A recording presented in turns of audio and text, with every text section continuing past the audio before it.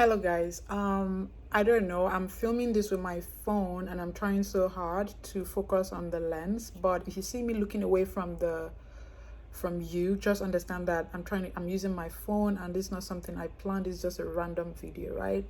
So, I'm making this video because I keep getting this question all the time, and I just feel like this video will be very helpful. If you are trying to study abroad, if you want to relocate to a different country using the study route, then this video will definitely help you. And if you're in that state and you're wondering, how do I get started? What am I supposed to do? How is it done? How much money is involved? All of this, right?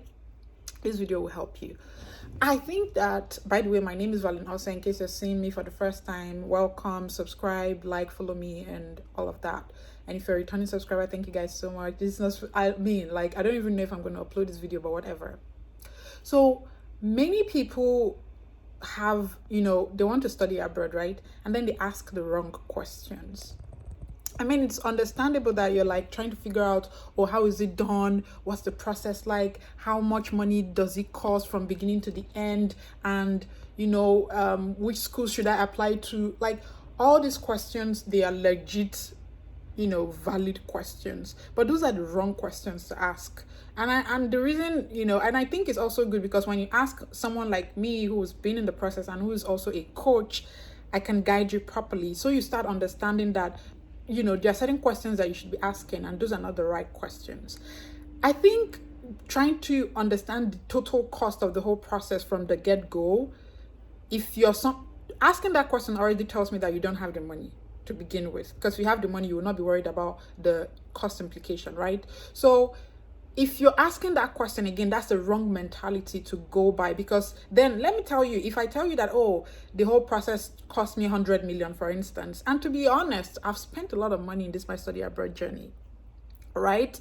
And you then hear from me that, oh, it's 100 million. I'll be like, oh my God, would that help you in any way? That amount is not going to help you, because that would even give you more like heart attack. So don't be asking what's the total cost and everything.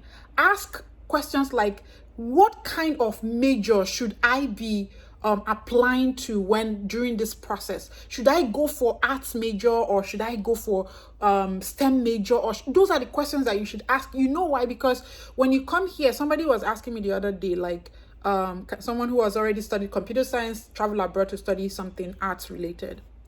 And the answer is yes. But that question, to me, in my mind, I'm already thinking, let this person not go and make a very terrible mistake. You know why? Because when you come here, you don't want to go back. And so there's that tendency of wanting to stay back in that foreign country.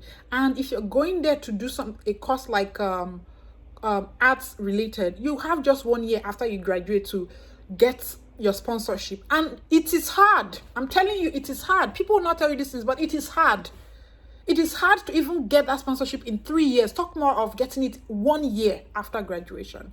So don't come here and start thinking, ask questions. Okay, I have in mind to study arts, or to study public administration, or to study business administration. What do you think? Because you've been there all these years, what do you think is a good course for somebody to go study, especially if the person is an international student? Then I'll tell you that you should focus on STEM related courses. I'm not saying that the other courses are bad, but if you're looking to stay back, having a STEM related course or a research based course is the way to go, because that will give you at least 3 years to remain in that country to figure yourself out, especially if you're coming to the United States.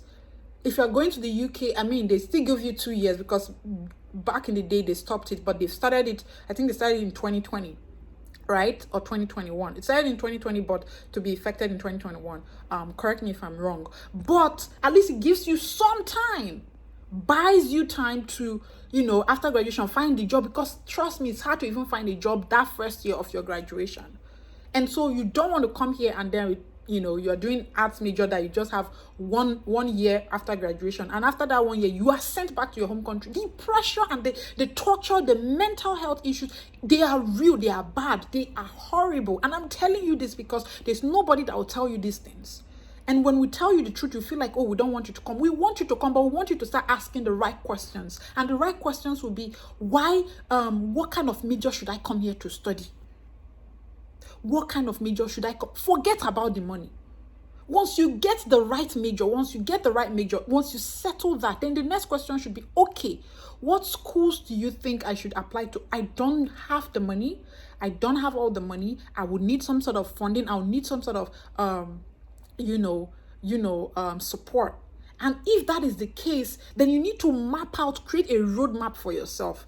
So you cannot be coming, asking this question in June and you want to travel in August. Are you mad? Like, it does not make sense. So give yourself some time, especially if you don't have the money. Give yourself some time. You can then be like, what do you think I should start doing now to position myself in a much better position to get some sort of funding or sponsorship? That is a very valid question. Don't be worried about the total cost, because all you need is just get the admission first. Get the admission first. Okay? So if you've settled on the major that you're going to go for, then you're like, okay, I am targeting. So you need to have a target for yourself. You need to have a time frame. This is when I want to go. So if I want to travel fall of 2023. If you want to travel fall of 2023, you're already even late, because you should have started fall of 2022. You should start 1 year before. I have tons of videos on my channel on YouTube, the Study Abroad Made Easy, same network on YouTube, that will tell you all these things I'm saying again. But I'm emphasizing on certain things because some people, I get asked this question all the time, and I feel like this video will definitely help you. Stop asking the wrong questions, so you don't come here and make the same mistakes that we made and that put us in very bad position or very bad situations that we couldn't even deal with it. Okay, so how should I start? When should I start planning? You can still start now. I mean, it's not like it's totally bad for you to start now. I mean, it's, if you want to position yourself to get that admission, you should have started in August. And because the tips that I'll be giving you are things that you have to do early enough to position yourself to do that. And the earlier you apply, the more chances there are for you to be sponsored. So what are those things that you have to start doing? You have to start networking. So first you need to research the school, and first you need to find out for yourself, are you somebody that is good with code, or you are not good with code? Somebody like me, I will not go to research schools that are in the northern part of the US, because it's code. Any northern part of the world is very, very, they are known for code. But if you're looking for funding, you're looking for sponsorship, you don't care about these things, because you will survive. Nobody will die of the code. But, because most people don't go there. So they're looking for a lot of people in these places. So that means you have to tailor your research to places where people are not going often. So to the northern part of the US, especially if you're coming to the US, this one is, so you can apply these tips I'm telling you to any country that you're trying to travel to.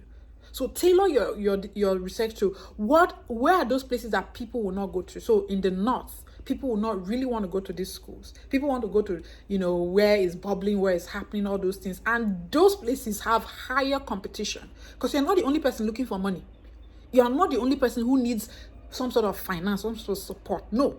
But if you go to those places that are very competitive, that the weather, everything is fine, everything is all good, oh, jolly, jolly, jolly, jolly, you're not the only person. So that means your chances are very, very, very slim.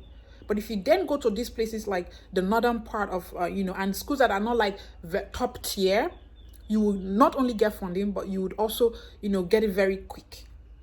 And so when you start researching schools, because you've already identified what your major is going to be, you start researching schools in those areas that are offering the major. So let's say you settled for something like artificial intelligence, for instance. So, and you know that you're going to go to the north. Don't get me wrong, there are also some schools in the south that are, that are affordable, but you have to start early. So you can see universities, universities offering masters in artificial intelligence in the northern part of the US. You will see a lot of results coming. Go through those results. Go through at least 10, 15, 20 of those results. In fact, even the first 5 that you click, you see tons of resources that you even be tired. And from your research, as you're doing that, as you're looking through the websites, you would then be singling out the ones that, okay, what is their cost? what are the requirements in this school? So don't go and be asking somebody, what are the requirements to study? Do you have a link to these schools? I don't have the link to the school, because what if I give you a link that is not working? Except I'm working with you one-on-one, I'm coaching you, you're my client, and you're taking my, start to finish study abroad, class with me, then I can do such for you. But if you're just somebody, I don't have the time because I'm working. I have a full-time job, right? So I would not have that time to be telling you, give you this, give you that. No, you have to do those research, and you have to figure these things out yourself, and you can actually do it. But if you don't have the time because you're working, you're married, you have kids, all of these things, yes, you can use an agent that you trust. I know people will be like, oh, don't use an agent. If you have the time, don't use. If you don't have the money, don't use. If you have the money and you don't have the time, use them. I used one. So there's nothing bad about it. So once you start doing those research that way, first thing, figure out the major. Don't come here and study any course that will put you under pressure once you graduate. That is solid, especially if you know you're not going back. If you know you're going back, that you're just coming here to do MBA and go back, my friend, you don't even need this. You don't need to be watching this video at this point. So once you've identified the major, then figure out, okay, where are those places? You can even put it on Google. Where in the US do international students, which states in the US have the lowest number of international students? It will give you results. So based on that result, you know that, most international students don't go there. What that tells you is that those places will be looking for more international students to come to their schools, because they want to increase their diversity ratio. They need you. And not only do they need you, they are ready to sponsor you, to give you money, support. So once you've figured out those states that are in the northern part, or the states that international students don't go often, then tailor your research. Next thing, go to Google, masters in this or bachelors in this states, or in this part of the US, in the northern part of the US. If you already have itemized 5 states, you'll now be like, oh, masters in the USA, masters in artificial intelligence in South Carolina, for instance. Universities offering masters in artificial intelligence in South Carolina. That will pop up. Universities offering masters in artificial intelligence in the northern part of America. That will pop up. So that's how you should be doing these things. Then from those results, dig into each of the universities that they bring to you. Go through their requirement. Have a spreadsheet. My clients, I create a roadmap for them, and I also create a spreadsheet for them. So we have like all the schools listed out. We have their requirements listed out. We also have their, cost of attendance listed out. And I use my algorithm to map out based on what you are looking for, to map out based on the money you are trying to achieve, map it out. And then it will now, filter those results and give you. So it's automated. It will now give you those results. If you can't do the automation yourself, just use your eyes to look which one is cheaper, which one is higher, and then look at the top 5 ones that are cheapest, that you think is within your budget.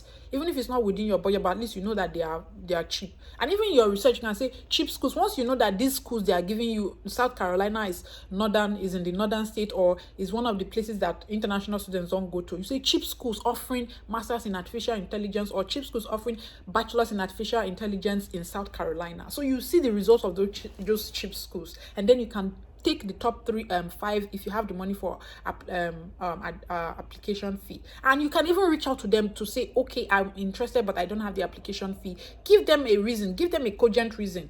As far as they're in Africa or in any of these developing countries, that's enough reason for them to even waive your application fee for you, and then you can apply to them, reach out to them. They'll start communicating with them, going for their distance. Oh my God, my hands. Go for their events, like virtual events. Send those things to them, and they will waive those things for you. Get in contact with the professor.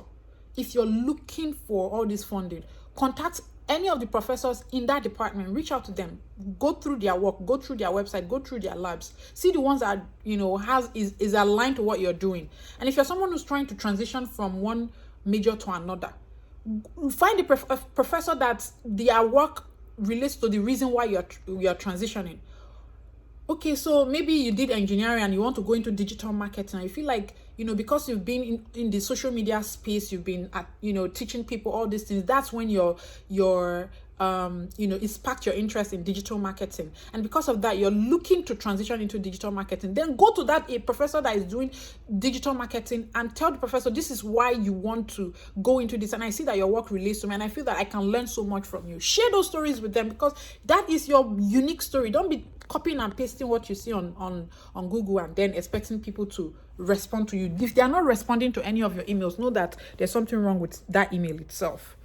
So those are the things. Stop asking, how much is it? No, those things will put you under pressure. If you go through it like this, and again, from that research, you see the list of requirements. Do they need IELTS? Do they need TOEFL? Do they need GRE? You can even see that maybe these schools, from your research, that these schools don't even need these things. And already, where will I get the money for GRE? Where will I get the money for TOEFL? Where will I get? No, and from your research, now you've seen that these schools don't even require it. You can even change your research question to cheap schools in South Carolina offering masters in artificial intelligence that does not require GRE or TOEFL. That's how you do your research. That's how you do it. It's not going to be easy. It's going to be tough. Your research can take anywhere from 6 months to 1 year. If you start early, it can take at least six good months of research and of networking and of asking questions and of making mistakes, going back and forth. But if you need my help, please book a consultation and I can help you. If you need 1 hour consultation, if you need me to help you from start to finish, book a consultation. The links are in the description down below. But if you want to do it yourself, this is the way to go. Don't be asking people for links. I mean, people can send you links, but you have to verify those links yourself. You have to be sure that you're doing the right thing. Okay? Yeah, I get this question all the time. I get, reached out to all the time, and just do the research. And then watch my videos on YouTube. I don't know if I'm going to post this on YouTube or I'm going to post it on Facebook. But anywhere you see this, please, it's doable, it's achievable. But don't, from the start, begin to alienate yourself from the possibilities of this happening. Just do the right thing. Don't come here, and I'm telling you this because many of us, nobody told us these things. I mean, I've always been in a STEM major, so I knew I was going to do a STEM major anyway. So there are a lot of things I did not make mistake in, right? But I'm telling you these things because even with those of us that did STEM major, we still struggled. We're still struggling. We're still trying to get out of the whole thing. So if we're giving you this advice, you will not get it anywhere. Some people would even want you to make the same mistakes that they've made. Not me. So the biggest advice or the help that you can do to yourself is getting the major right. And yes, you can transition from arts to STEM major. It's not like Nigeria where they'll give you reason. No, here, if you give them any reason, if you even tell them that it was your parents that made you do that as major, that right now it's not you just felt like what you did in your undergraduate was just to satisfy your family because you grew up in an African environment where you are made to conform to your family tradition or culture and everything. But now you've understood that this is your life, this is what you're more passionate about, and because you've taken this course, on Udemy, on and you feel like this is what you want to do with your life, they will believe you because it's really, really true. Okay, so if you found this video helpful, I feel like this video is becoming too long. If you found this video helpful, please like it, follow me, subscribe, and I don't know where I'm going to post it, but I'm Valin also again, and bye everyone.